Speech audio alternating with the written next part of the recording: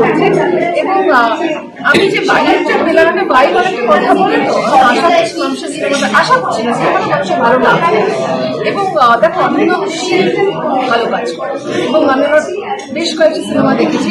পড়াশোনা জানা একজন মানুষ সূক্ষ্মভাবে ক্যারেক্টার থেকে মিউজিক থেকে পুরো জিনিসটা হ্যান্ডেল করে দেখিয়েছে। আরও একটা কারণ আছে মিটিং দেখার।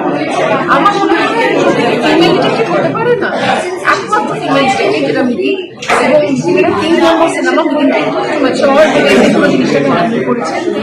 মানুষ হলে সিনেমাটা দেখতে একমাত্র চাওয়া আমার এখানে যাতে আর একটা মিটিং তৈরি হয়, তাহলে বুঝবো এই হিসেবে একটা কথা বলে এক স্তর উপরে উঠতে পারে। আমাদের সত্যি এত বড় সৌভাগ্য যে আজকের দিনটা আরো বেশি স্পেশাল হয়ে গেছে এনাদের প্রেজেন্সে। আমাদের ছবিটা আমার মনে হয় অনেকেই অনেক রকম ভাবে অনেক কিছু বলেছেন আমাদের ছবির বিষয়। শুধু এটুকুনি বলবো যে ছবিটা আমরা ভীষণ মন দিয়ে ভীষণ হৃদয় থেকে ছবিটা বানানো হয়েছে। আশা করছি সবাইকার খুব ভালো লাগবে, কারণ এটা একটা মিউজিক্যাল থ্রিলার, যেটা অরিন্দম দা অনেকবার বলেছেন। এবং জিৎ এত এত এত ট্যালেন্টেড একজন মানুষ যে we are so proud of him.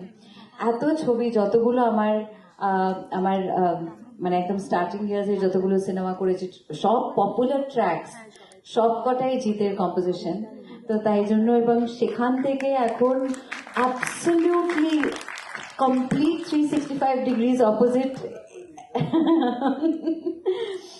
স্বার্থপর। এবং এখন এই মিতিন একটি খুনির সন্ধানে এত অ্যাবসলিউট ফ্যান্টাস্টিক ভ্যারাইটি, সেটাই আমার মনে হয় একজন শিল্পীর সব থেকে বড় সৃষ্টি, যে ভ্যারাইটিটা উনি আমাদের সবাইকার কাছে প্রেজেন্ট করেছেন।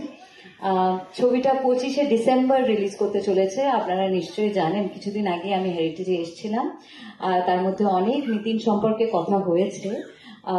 আপনারা নিশ্চয়ই জানেন যে মিতিন সুচিত্রা ভট্টাচার্যর অসম্ভব সুন্দর একটা ক্রিয়েশন। উনি একজন গৃহিণী, তার সঙ্গে একজন ইনভেস্টিগেটর, এক হাতে খুন্তিও ধরতে পারে আর এক হাতে পিস্তলও ওঠাতে পারে। সেরকম একটা অসম্ভব বিউটিফুল ডাইনামিক্স আছে পার্সোনালিটির মধ্যে। ভীষণ দৃঢ়, ভীষণ আত্মবিশ্বাসী, ভীষণই স্ট্রং উইলড, এবং সব থেকে যেটা অ্যাট্রাকটিভ সেটা হচ্ছে ভীষণ ইনটিউটিভ। আগের থেকেই একটা জায়গায় ঢোকার সময় থেকে প্রত্যেকটা কর্নার সে খুব তাড়াতাড়ি পড়ে ফেলতে পারে। তো সেটাই আমার মনে হয় যে সব থেকে এক্সাইটিং। আর থ্যাঙ্কস টু অরিন্দম দা, কারণ আমার এখনো মনে আছে 2019-এ সেই দুপুরের কথা। I just make it very short, কারণ এটা হয়তো অনেকে জানেন না যে 2019-এ যেহেতু আমার প্রথম মিতিন মাসি যখন হয়েছিল, তখন আমি একটা দুপুরবেলা খুব সুন্দর কোনো একটা বই টই পড়ছি, অরিন্দম দা ফোন করেছিলেন, তুমি হ্যালো কিছুক্ষণ কথা বলা যাবে? বললাম হ্যাঁ হ্যাঁ নিশ্চয়ই। আমি ভাবলাম নিশ্চয়ই অরিন্দম দার কোনো সিনেমা রিলিজ করতে চলেছে, তার কোনো প্রিমিয়ারের ইনভিটেশন পাচ্ছি, এরকম কিছু একটা ব্যাপার।